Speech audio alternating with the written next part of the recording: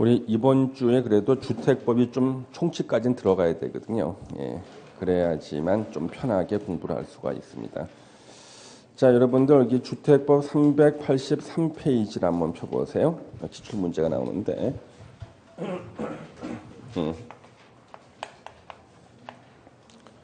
자, 우리 주택법이 7문제가 나오는데요. 우리 주택법은 득점 과목이긴 합니다.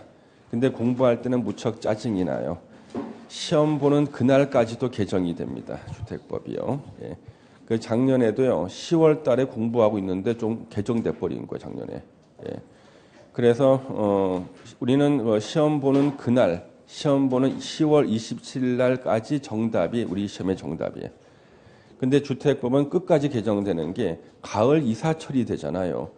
그러면 그 수요 공급이 이제 바뀌면서요. 투기 일어난다 싶으면은 바로 또 주택법 개정합니다. 지금 또 개정하겠다고 벌써 어저께 회의했다 그러대. 예. 화가 나요. 그래서 그렇지만 시험은 마치기는 더 낫다. 공부하기는 힘들지만 왜 나올 게 뻔해. 나올 게 뻔히 찍혀요. 있어요. 그래서 작년에도 거의 대부분 다 7개 많이 틀리시면 하나 정도 틀리고 마치고 돌아왔어요. 그러니까 공부하기는 힘들지만 성적은 잘 나온다. 근데 학원에 안 나오시는 분들이 많이 틀려요. 9월 달 이후에 집 근처 독서실 잡아놓고 공부하다가 이거 언제 바뀌었냐 그러고 있어 시험 끝나. 그 사이에 2번이나 더 바뀌었는데. 예, 그래서 요 주택법은요. 우리 주택법 먼저 이 총칙 파트, 요 총칙 파트의 용어 정의를 달달 외워야 돼요. 이 용어 정의는 무조건 시험에 2문제 이상이 나와요. 그다음에 이 주택의 이제 건설 이제 파트도 있고, 그다음에 이제 주택의 공급 파트가 지금 개정 예정입니다. 공급 파트. 여기는 항상 시험 볼 때까지 계속 주목하셔야 돼. 그다음에 4번째가 리모델링, 올해 예상 문제고요. 5번째가 뭐냐 그러면은요, 보칙이에요. 보칙. 보칙에서는 주택 상환 사채 하나만 보시면 되는데요. 그래서 제가 오늘 여기 총칙은 우리 공부를 하고 가셔야 되고요. 다음 주에 개정이 되면은요, 요 리모델링이라든가 공급 파트를요, 이제 더 공부할 시간이 필요하기 때문에 했는데요. 개정이 안 되면 다음 주에 일찍 수업 끝날 수 있어요. 예, 근데 예. 왜냐하면 다음 주에 지금 어저께 회의하고 난 다음에 발표하게 되면 다음 주에 바로 개정 들어가 버려요. 그래서 만들어 놓은 걸 바로 발표하면은 다음 수업 시간에 이쪽 파트를 개정된 거 자료를 나눠주고 추가로 한 3, 40분 수업을 더 할 수가 있거든요. 개정된 사항. 그래서 오늘 요걸 공부해 놓고 시간을 좀 벌어놔야 돼요. 만약에 개정된 게 없으면 다음 주에 수업 일찍 끝나요. 예. 자, 기출 대표 유형 보시죠. 예. 아주 주택법 짜증납니다. 용어에 관한 설명으로 옳은 것은 폭 10m인 일반 도로로 분리된 토지는 각각 별개의 주택단지다. 일반 도로는 20m 이상으로 분리가 돼 있어야지만 각각을 별개의 주택단지로 봐요. 1번 틀렸다. 공군, 공사 구간을 말해요. 하나의 주택단지에서 둘 이상으로 구분되는 일단의 구역으로서 공구별 세대수는 300세대 이상으로 해야 되고요. 예전 기출문제는요. 다음 중 공구를 분할하기 위한 최소 세대는 600세대가 나왔죠. 600이 돼야지만 분할이 가능하죠.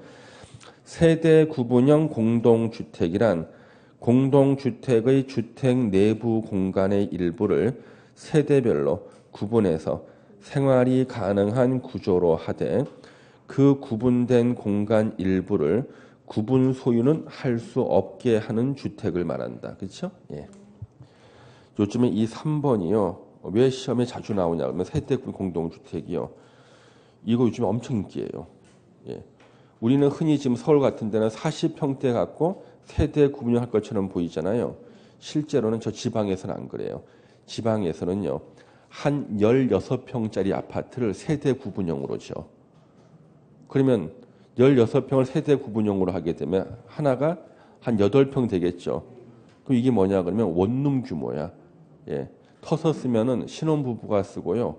이거 하나 막으면은요 학생들이 쓸 수가 있어요. 예, 그렇게 만들어놔 요즘에요. 예. 이것은 일단 구분 소유는 할 수 없게 돼 있고요. 국민주택 규모자 300세대 미만 국민주택 규모의 원룸형 주택은 도시형 생활주택에 해당하는데 500세대가 아니죠. 300세대 미만. 예. 5번 산업단지 개발 사업에 의해서 개발 조성되는 공동주택 건설되는 용지는 공공택지에 해당한다. 그러면 옳은 것은 5번 하나밖에 없네. 그렇죠? 예. 그래서 우리가 공공택지는 공공사업으로 조성되는 공동주택 건설 용지고요. 그때 공공사업 중에 하나가 산업단지 개발 사업이에요. 예. 5번 지문이 예전에 16회 때 한 번 나왔고 그 다음에 작년에 한 번 나왔고요. 물론 작년에 다 대비 다 하고 다 공부했던 것들입니다. 그다음 우리 도시형 생활주택에 대한 것으로 틀린 거 찾기. 도시형 생활주택은 세대 수가 300세대 미만이어야 되고요. 수도권의 경우 도시형 생활주택은 1호 또는 1세대당 전용 면적이 85제곱미터 이하여야 한다. 자, 우리 수도권은 당연히 전용 면적 85제곱미터 이하. 도시형 생활주택은. 그럼 도시형 생활주택은 이런 말이 사실 필요도 없어요. 왜? 도시 지역에 짓기 때문에 항상 85제곱미터 이하예요. 예. 3번에 도시 지역에 건설하는 세대별 주거 전용 면적이 80제곱미터인 아파트는 도시형 생활주택에 해당하지 아니한다. 요거는 맞는 얘기죠. 자, 지금 여기 보시면은 도시 지역에 건설하는 세대별 주거 전용 면적이 85제곱미터인 아파트는 도시형 생활주택에 해당하지 않는다. 우리 도시형 생활주택은 종류가 세 가지가 있죠. 원룸형 주택이 있고요. 그 다음에 단지형 연립주택이 있고요. 그 다음에 단지형 다세대 주택이 있죠. 단지형 다세대 주택 이렇게 있는데 문제는 뭐냐 그러면요. 이 단지형 연립주택은 연립주택 중에서 도시형 생활주택이 되기 위한 조건을 충족시킨 거예요. 다세대 주택은 다세대 주택 중에서 도시형 생활주택의 조건을 충족시킨 거고 원룸형 주택은 뭐냐 그러면요. 방이 한 개인 주택이야. 원룸형 주택은요. 아파트인 경우도 있고 연립인 경우도 있고 다세대인 경우도 있어. 단지 방이 한 개란 뜻이야. 그러면 원룸형 주택이 층수가 5개 층 이상일 때는요. 아파트인데 원룸형 주택이야. 연립 중에서도 원룸형 주택. 다세대인데도 원룸형 주택이 있어요. 방이 한 개란 뜻이에요. 그런데 우리 원룸형 주택이 되기 위한 조건이 있었죠. 주거 전용 면적이 얼마이야? 50제곱미터 이하잖아요. 이하라는 조건이 있죠. 그러면 만약에 도시형 생활주택인데 아파트다 그랬을 때는 뭐라는 거예요? 원룸형 주택이라는 뜻이야. 도시형 생활주택인데 아파트에 살고 있대. 그 사람은 방이 한 개라는 뜻이야. 원룸형 주택이라는 거예요. 그러면 원룸형 주택은 50제곱미터 이하라는 조건이 있으니까 85제곱미터인 아파트가 도시형 생활주택이 되는 경우가 없어. 예. 해당하지 않는다죠? 예, 이거 옳은 지문이라고요. 진짜 응용된 지문을 3번에 내놓은 거죠. 도시형 생활주택은 분양가 상한제가 적용되지 않는다. 이게 시험에 너무나 많이 나왔죠. 한 4번인가 5번 나왔죠, 이게. 예.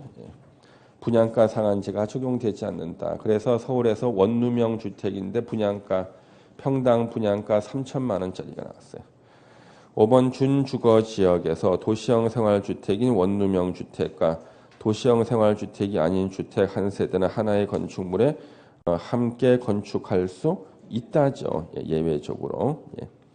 이거는 뭐냐 그러면요. 집주인이 사는 거 있죠. 예. 주택 한 세대. 85제곱미터를 초과하는 그 말 써주면은 더 정확할 거다. 그 다음 우리 3번 문제. 원룸형 주택 요건에 관한 설명으로 틀린 거 몇 번이 틀렸나요? 세대별 주거 전용 면적이 60인 경우는 원룸형 주택에 해당할 리가 없다. 50제곱미터 이상이니까 60 안 되죠? 4번 틀렸고요. 세대별로 욕실하고 부엌을 설치해야 되는데 절대로 주차장이 나오면 안 돼. 원룸형 주택의 가장 큰 특징은 세대별로 주차장을 설치하지 않는다는 게 가장 큰 특징이야. 예. 그걸 조심하셔야 되고 주거 전용 면적이 20, 한 개 공간으로 구성해야 되고 30제곱미터 이상일 때는 두 개 공간 할 수 있으니까 40일 때는 두 개 공간으로 구성할 수 있다. 각 세대는 지하층에 설치하면 안 된다고요. 올해 예상 문제 하나가 저 준주택이냐 아니냐 이거예요. 준주택 다 외우셔야 되거든요. 준주택에 해당하는 거 찾기. 다중생활시설. 이거 정답이죠. 근데 우리는 함정으로 이 다중생활시설을 계속 쓰고 있어요. 이 다중생활시설은요. 생활시설은 우리 건축법에서 바닥면적 합계가 500제곱미터 미만일 때는요. 다중생활시설의 소속이 어디였나? 이종근생이었어요. 예전에 고시원이죠 이게. 바닥면적 합계 500제곱미터 이상은요. 이거 소속은 숙박시설이에요. 숙박시설이라고. 그러면은 고시원이요. 고시원은 이종근생도 되고 숙박시설도 될 수 있어 규모에 따라서. 근데 중요한 것은 이 건축법에 나오는 이 다중생활시설은 이종근생에 해당되든 숙박시설에 해당이 되든 이게 주택법에서는 가리질 않아. 주택법에서는 다 준주택이라고요. 이걸 기억하셔야 돼. 그래서 건축법에서는 다중생활시설은 500제곱미터 미만은 이종근생이고 500제곱미터 이상은 숙박시설이지만 주택법에서는 이걸 가리지 않아. 다중생활시설은 전부 다 뭐야? 준주택이야. 그래서 많은 사람 헷갈리는 게 이종근생에 해당되는 다중생활시설은 주택법상 준주택이 되면 맞는 것처럼 보이고 건축법상 숙박시설에 해당되는 다중생활시설이 이게 주택법상 준주택 되는 것은 영 아닌 것 같거든 느낌이. 그렇지 않아 혹시요? 나만 그런가? 예? 느낌이 좀 아닌 것 같아. 그래서 그것을 파고드는 기출문제가 세 문제나 있어 틀리라고. 그러면 시험 보기 전에 이렇게 얘기를 하잖아요. 시험지 받았을 때는 생각이 떠오르질 않아. 끝나고 집에 와서 울면서 생각해. 울면서. 예. 자 다시 4번의 준주택에 해당하는 거. 이종근생에 해당하지 않는 다중생활시설. 그럼 이종근생에 해당하지 않는 게 뭐야? 숙박시설인 다중생활시설은 준주택에 해당해. 함정 판 거죠 이거? 예. 그래서 2번이 정답 해당합니다. 용어에 관한 설명으로 틀린 거. 도로는 주택단지 안의 도로는요. 부대시설. 주택에 딸린 주차장. 부대시설. 2번 틀렸네. 그렇죠? 최소한 양심이 있으면은 지금 정도면은 부대시설과 복리시설은 다 외워야 돼. 자, 가슴에 손을 얹고 외웠는가 반성하고 외우지 못했으면은요. 오늘 대개에 가셔서 꼭 기억하게 돼. 그렇죠? 예. 거의 매년 나온다니까. 올해도 예상 문제야 이거는. 예. 주택단지 입주자의 생활복리를 위한 근린생활시설, 단지 내 상가죠? 복리시설, 전기, 간선시설, 관리사무소, 부대시설. 예. 6번 또 나왔다. 주택단지가 일정한 시설로 분리된 토지, 쉽게 왔다 갔다 할 수 없는 시설로 분리가 됐을 때는 각각 별개의 주택단지로 봅니다. 그 시설에 해당하지 않는 것은 고속도로 가다가 치여. 폭 20m 이상 도시계획 예정도로.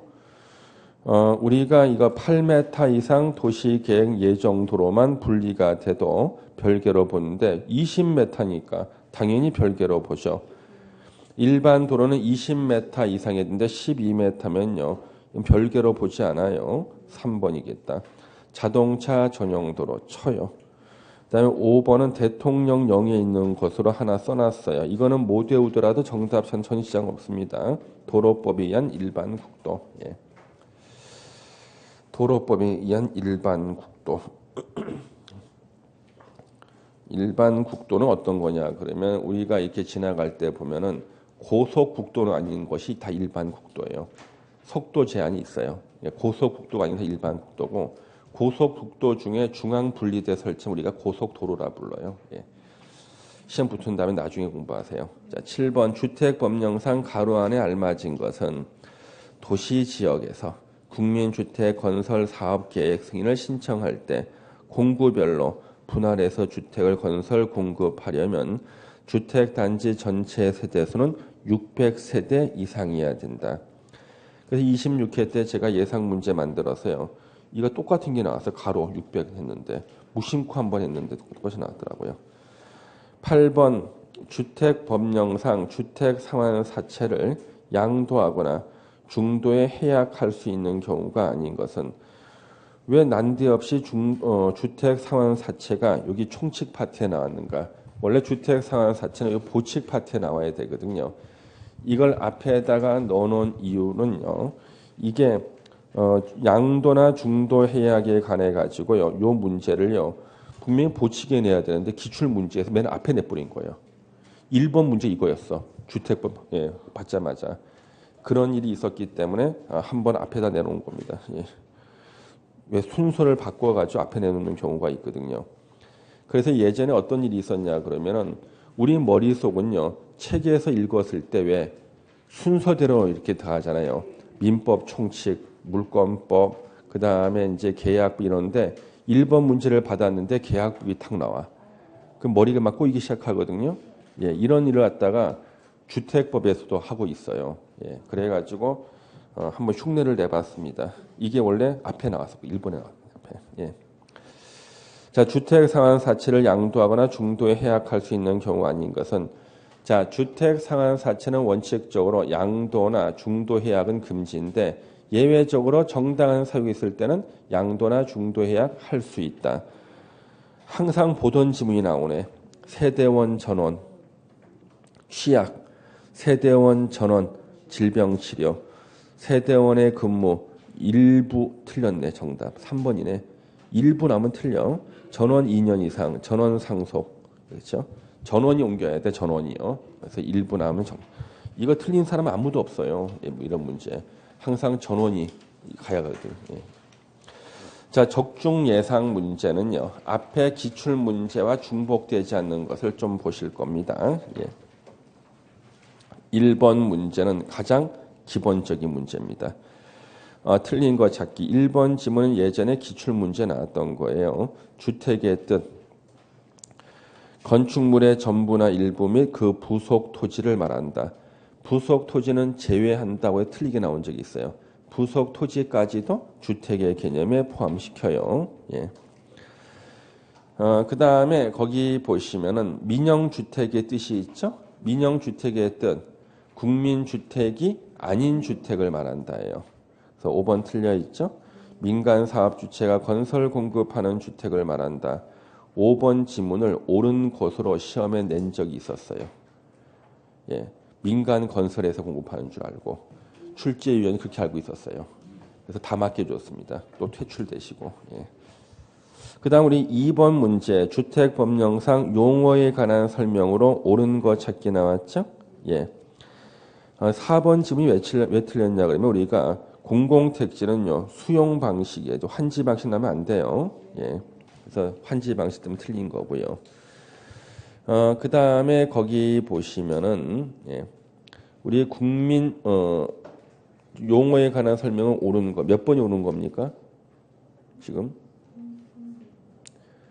자 3번 도시형 생활주택이란 300세대 미만의 국민주택 규모에 해당하는 주택으로서 대통령령으로 정하는 세계를 말한다죠. 그래서 3번이 옳은 거죠.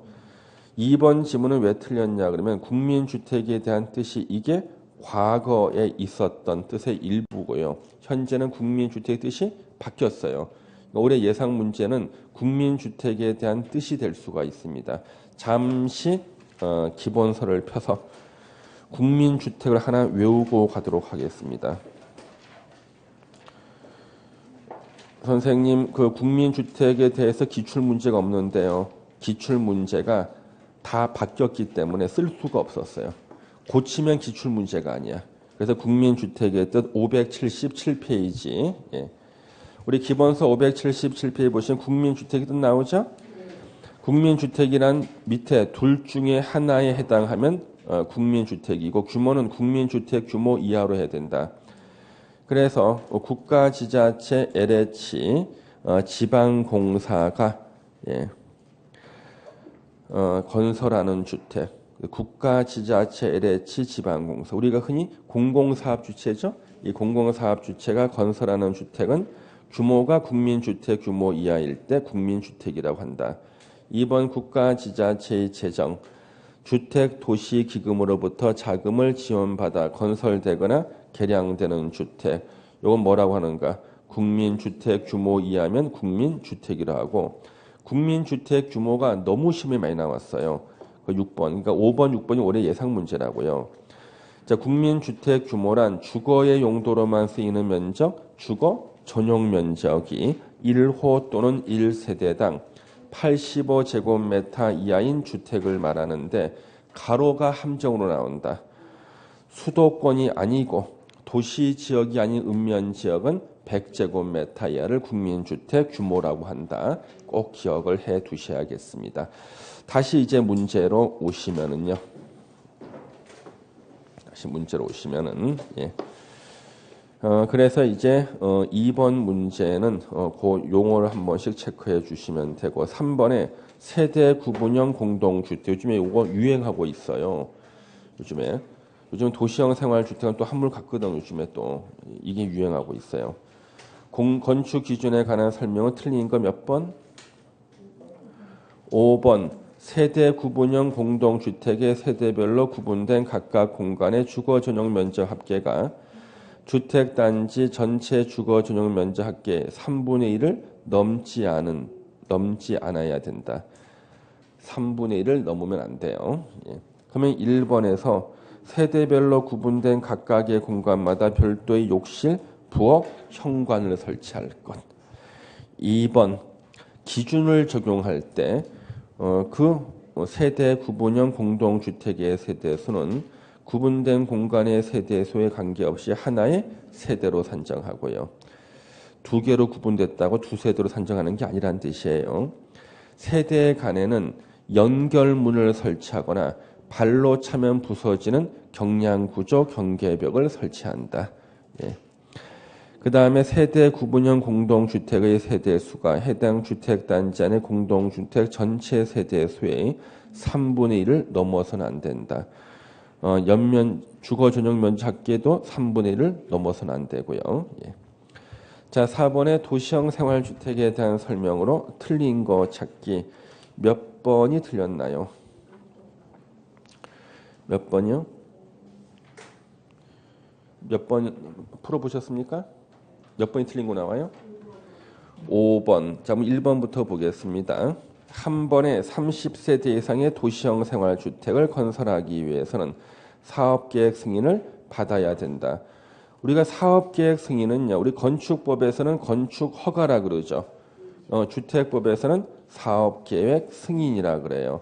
그러면은 여기서 말이죠. 사업계획 승인을 받아야 되는 대상에서 우리 도시형 생활주택은 공동주택이에요. 그죠? 뭐 공동주택은 원칙은 다 뭐요? 30세대 이상은 다 사업계획 승인 받아야 돼요.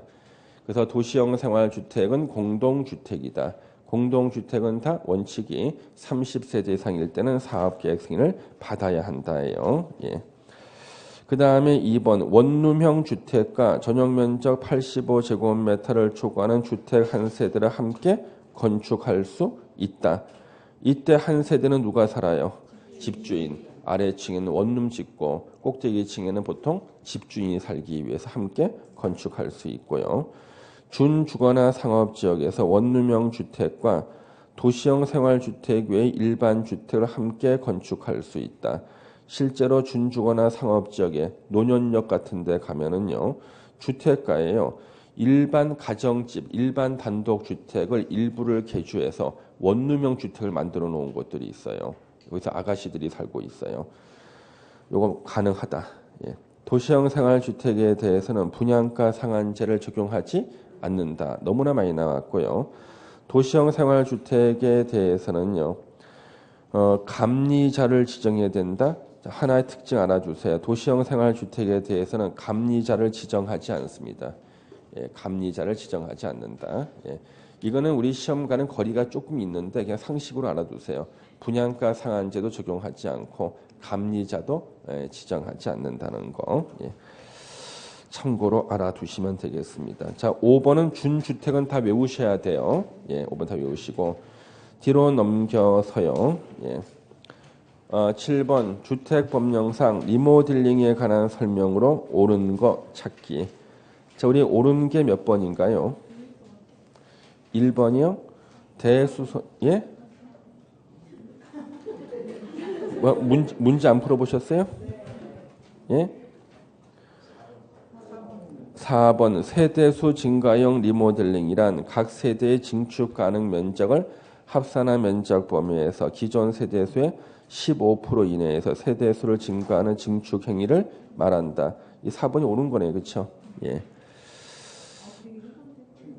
1번이요. 자, 대수선형 리모델링이란 사용 검사일 또는 사용 승인일로부터 10년이 경과된 공동주택을 대수선하는 것을 말한다. 자, 그러면 우리 일단 우리 그 앞에 기본서 앞을 한번 찾아보겠습니다. 리모델링 찾아보시면은요. 예. 그래서 사용 검사일 또는 사용 승인일로부터 15년 이상 이렇게 나오죠. 15년 이상.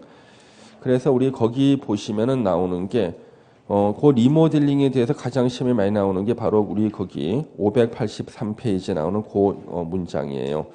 15년 이상. 근데 15년 이상 20년 미만 연수로 정했을 때는 그 연수로 한다고 되어 있고요.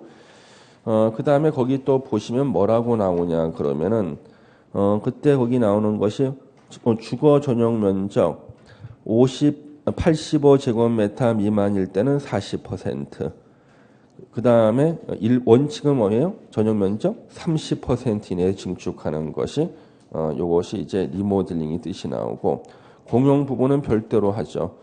그 다음에 증축 가능한 면적 합산한 범위 내에서 기존 세대수의 15% 범위라고 나오죠. 기존 세대수의 15% 범위. 예. 자, 그런 것들이 이제 핵심적인 내용으로 나오고 다음 페이지 넘겨주시면은 584페이지예요. 예. 수직 증축할 때 나오는 거. 15층일 때는 3개 층, 14층 이하는 2개 층까지 증축할 수 있다. 예. 그래서 지금 아까 그 7번 문제의 1번 같은 경우는요. 우리가 그 사용 검사일이나 사용 승인일로부터 15년이 경과한 때 우리 대수선 그때 이제 우리 하는 것이 리모델링인데요.